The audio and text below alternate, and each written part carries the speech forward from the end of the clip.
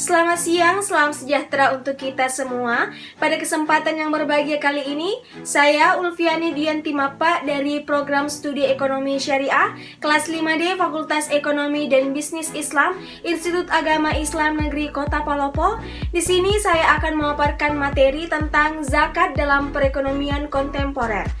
Di sini saya akan memaparkan dua materi, yakni antara lain materi pertama tentang zakat profesi, materi yang kedua tentang zakat perusahaan.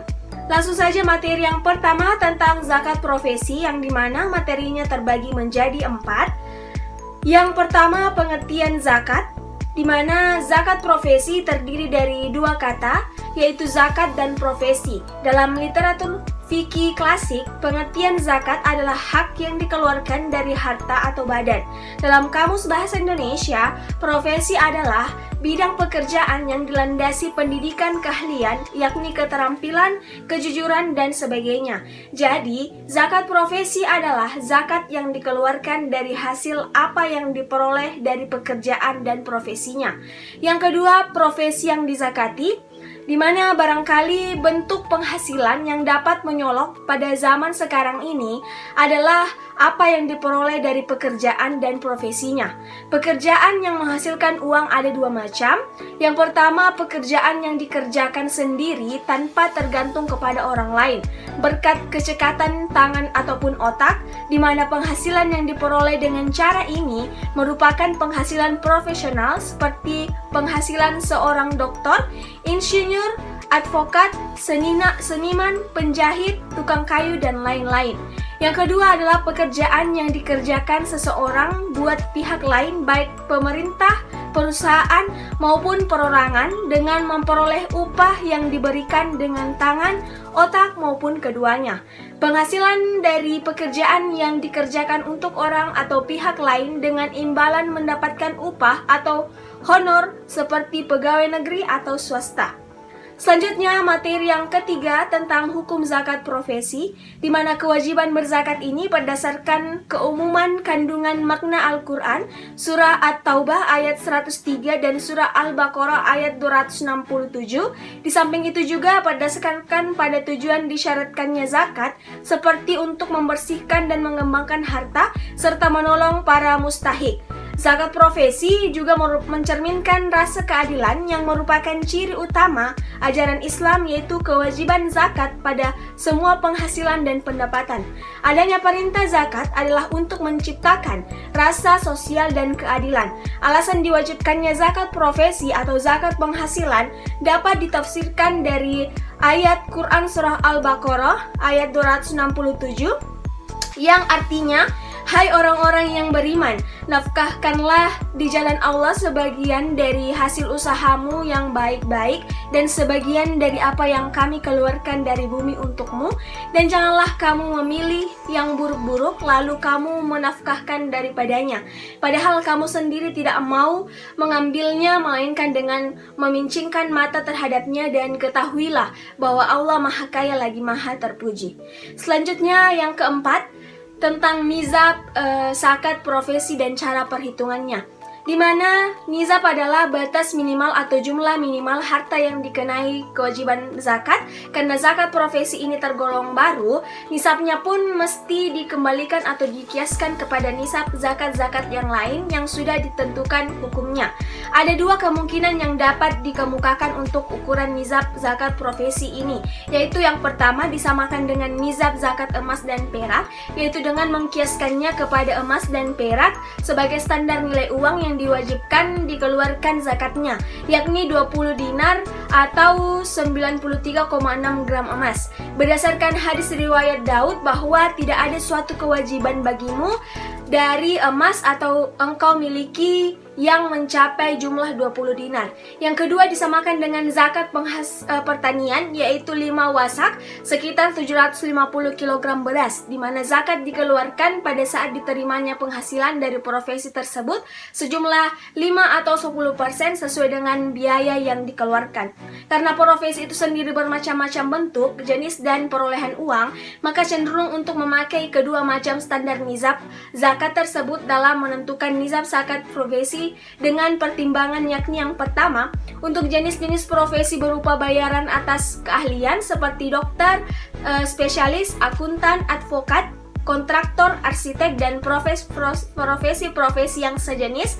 Dengan itu termaksud juga pejabat tinggi negeri, guru besar, dan yang sejajar dengannya, di mana nizab zakatnya disamakan dengan zakat hasil pertanian, yakni senilai kurang lebih 750 kg beras atau 5 wasak, di mana meskipun keahliannya pekerjaan tersebut bukan usaha yang memakai modal, namun ia sebenarnya tetap memakai modal, yaitu peralatan kerja, transportasi, sarana komunikasi seperti telepon, rekening listrik, dan lain-lain.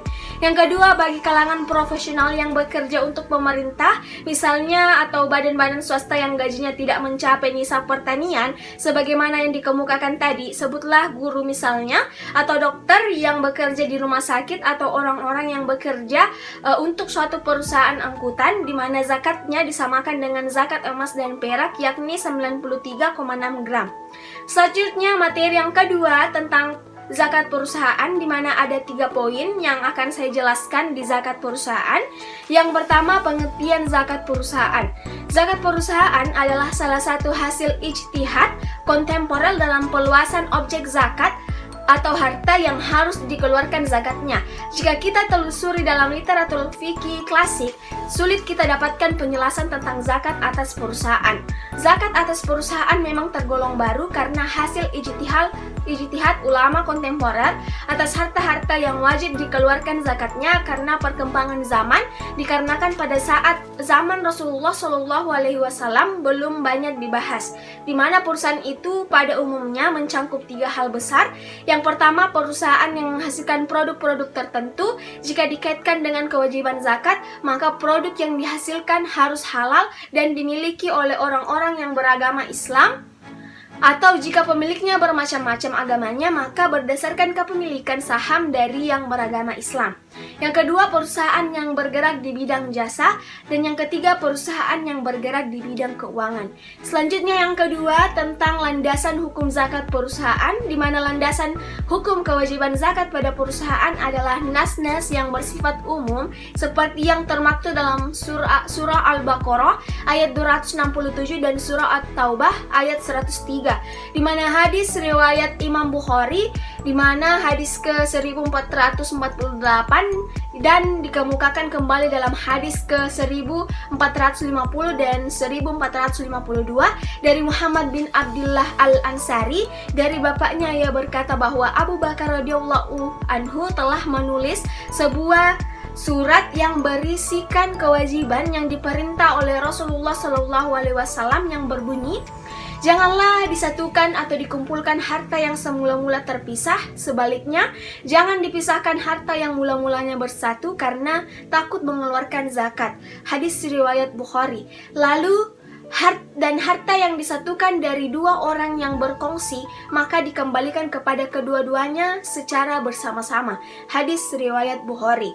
Yang ketiga, nisab, zakat, waktu, kadar, dan cara mengeluarkan zakat perusahaan. Para ulama dalam muktamar internasional menganalogikan zakat perusahaan kepada zakat perdagangan karena dipandang dari aspek legal dan ekonomi. Kegiatan sebuah perusahaan intinya adalah berpihak pada kegiatan trading atau perdagangan. Oleh karena itu, nizab zakat adalah dengan nizab zakat perdagangan, yaitu 85 gram emas. Teknik perhitungan zakat perusahaan disesuaikan dengan harta yang dimiliki perusahaan. Setiap perusahaan paling tidak memiliki 3 harta. Yang pertama, harta dalam bentuk barang, baik yang berupa sarana dan prasarana maupun yang berupa komoditas perdagangan. Yang kedua, harta dalam bentuk uang tunai yang biasanya disimpan di bank. Dan yang ketiga, harta dalam bentuk piutang. Harta perusahaan yang wajib disakati adalah ketiga bentuk harta tersebut, dikurangi harta dalam bentuk sarana dan prasarana dan kewajiban mendesak lainnya seperti utang yang jatuh tempo atau yang harus dibayar saat itu juga.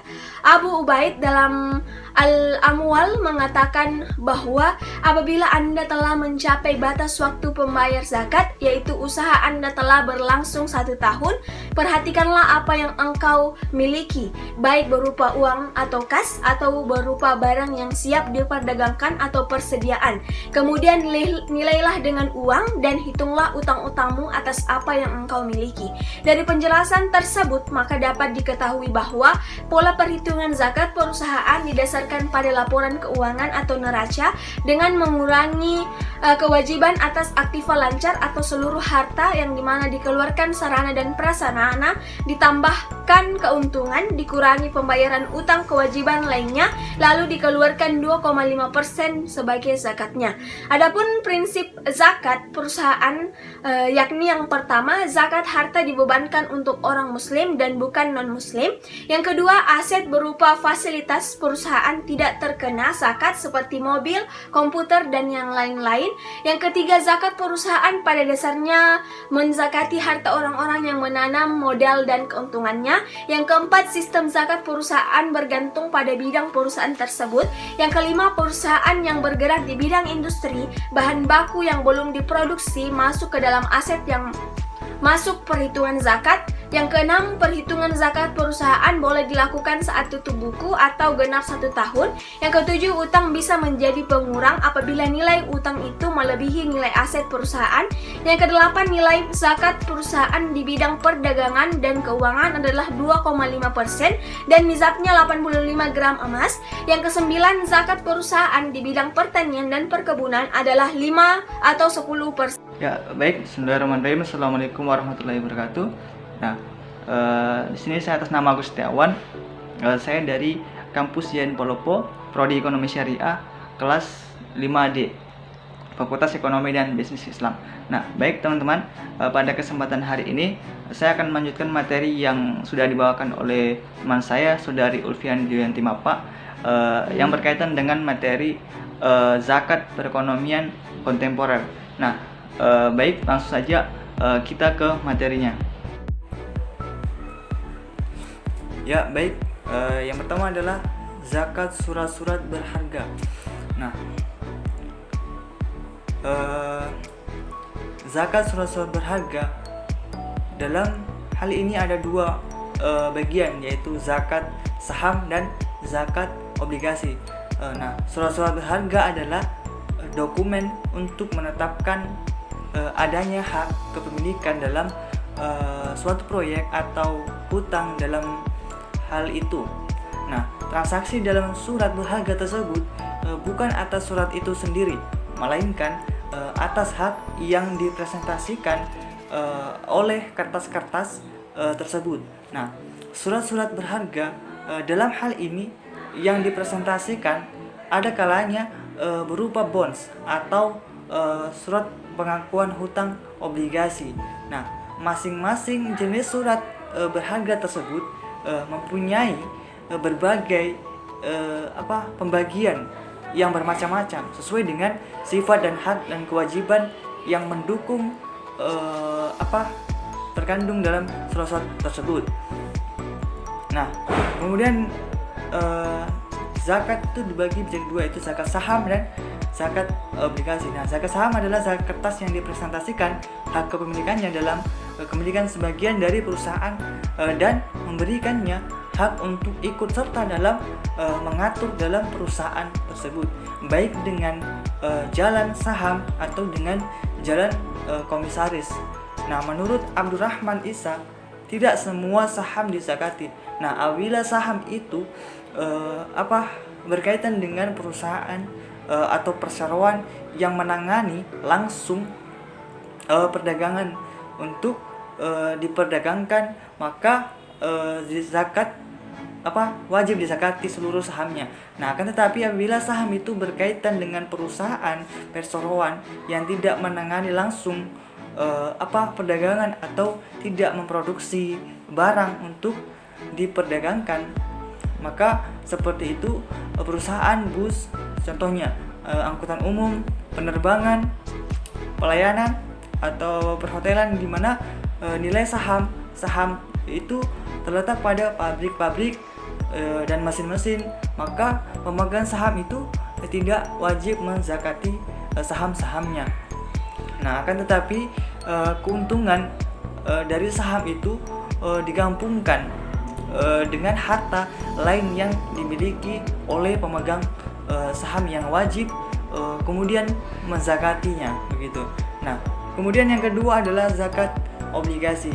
Nah, obligasi ini merupakan istilah dari surat-surat berharga bagi penerapan hutang dari pemilik atau pihak yang mengeluarkan obligasi atas surat proyek dan memberikan kepada pemegang hak bunga yang telah disepakati. Nah, di samping ini nominal obligasi tersebut pada saat habis masanya obligasi ialah surat pinjaman dan sebagainya yang dapat diperdagangkan dan biasa dibayar dengan jalan untuk tiap-tiap tahun gitu. Nah, kalau pemegang perusahaan turut memiliki perusahaannya dan nilai kurs saham-sahamnya bisa naik bisa turun juga. Nah, sehingga pemilik sahamnya tersebut bisa untung ataupun bisa juga rugi. Nah, seperti menderabah, maka berbeda dengan pemilik obligasi sebab ia hanya memberikan pinjaman kepada pemerintah, bank yang mengeluarkan obligasi dengan memberikan bunga tertentu dan dalam jangka waktu tertentu yang berlaku obligasi tersebut. Nah, kemudian yang materi kedua adalah zakat sektor modern lainnya. Ini pun dibagi menjadi 3, yaitu yang pertama ada zakat perdagangan mata uang asing. Nah, mata uang asing dilihat dari materialnya, jenisnya, money changer ini dibagi menjadi 2, yaitu pertama menjadi saling menerima mata uang atau takabul yang di tempat terjadinya akad jual beli agar sampai tidak terjatuh pada riba atau nasiah jika tidak dilakukan pada saat tersebut. Nah, mendengar hal ini tercantum dalam hadis Rasulullah, yaitu Rasulullah SAW bersabda, tukar menukar emas dengan emas itu adalah riba kecuali dilakukan dengan kontan. Nah, gandum dengan gandum juga riba kecuali dilakukan dengan kontan atau dengan kontan. Kurma juga tukar menukar kurma adalah riba kecuali kontan dengan kontan. Nah, terkait hal ini, Alahuddin Mahmud Zaratari menyatakan bahwa utamakan pertukaran mata uang yang satu dengan lain-lainnya harus dilakukan kontan. Nah, oleh karena itu sering terjadi fluktuasi harga dari waktu ke waktu, hari ke hari ataupun jam ke jam. Nah, yang kedua adalah persyaratan yang kedua adalah hendaknya pertukaran ini dilakukan dengan nilai tukar yang sama antara satu mata uang dengan mata uang yang lainnya. Nah, Rasulullah SAW bersabda terkait hal ini, janganlah kalian menukar emas dengan emas kecuali sama dengan sama. Jangan pula perak dengan perak kecuali sama dengan sama. Nah, dan janganlah tukar emas dengan perak atau sebaliknya, sehendak kamu sekalian. Nah, hadis tersebut secara jelas mengatakan bahwa kebolehan pertukaran suatu mata uang dengan mata uang lainnya yang berbeda sesuai dengan nilai, harga dan mekanisme pasar yang disepakati pada saat itu secara bersama-sama. Nah, adapun dengan zakatnya dialokasikan dengan zakat perdagangan, baik secara nisbah waktu maupun kadarnya, atau nisbahnya adalah senilai 85 gram emas dengan kadar sebesar 2,5% dikeluarkan satu tahun sekali dalam perspektif perekonomian modern. Maka jenis perdagangan ini termasuk dalam kategori flowers. Kemudian yang kedua adalah zakat hewan ternak yang diperdagangkan. Nah, salah satu persyaratan utama dalam zakat peternakan adalah al-saum, yaitu bahwasanya ternak-ternak tersebut mencari rumput makanan atau dengan sendirinya selama atau sebagian besar 1 tahun, dan bukan binatang diupayakan rumputnya dengan biaya kepemilikan. Nah, hal ini sejalan dengan sebuah hadis yang diriwayatkan oleh Abu Daud bahwasanya Abu Bakar menjelaskan kewajiban zakat sebagaimana dikemukakan Rasulullah SAW zakat 40 ekor unta yang merumput sendiri adalah seekor unta betina berusia 2 tahun memasuki tahun ketiga. Nah, dan juga sabda Rasulullah SAW dalam hadis, zakat 40 ekor kambing yang merumput sendiri adalah seekor domba. Nah, dengan jumlah 120 ekor. Kemudian dalam kenyataannya hampir semua jenis peternakan sekarang ini tidak lagi memenuhi daripada persyaratan al-saum atau merumput sendiri. Nah, akan tetapi dipelihara, diberi rumput dan ditempatkan pada tempat atau kandang-kandang yang memang sudah dipersiapkan dengan baik. Nah, dalam menetapkan kewajiban zakat pada suatu objek zakat, menurut Yusuf Al-Qaradhawi tidak boleh terjadi penerapan 2 kali dalam contoh kasus di atas. Nah, tidak dibenarkan sebagai objek zakat atau peternakan sekaligus zakat perdagangan seperti itu. Nah, kemudian yang ketiga adalah yang terakhir adalah zakat sektor rumah tangga modern. Nah, kemudian dalam kaitannya kewajiban zakat dan penggunaan barang mewah atau Moser Kaf menyatakan bahwa itu tidak berlaku terhadap barang-barang keperluan hidup yang mewah. Sedangkan dalam kasus tabungan-tabungan yang diinvestasikan dalam kegiatan produktif, penghasilannya diseimbangkan dengan kewajiban pembayaran zakat.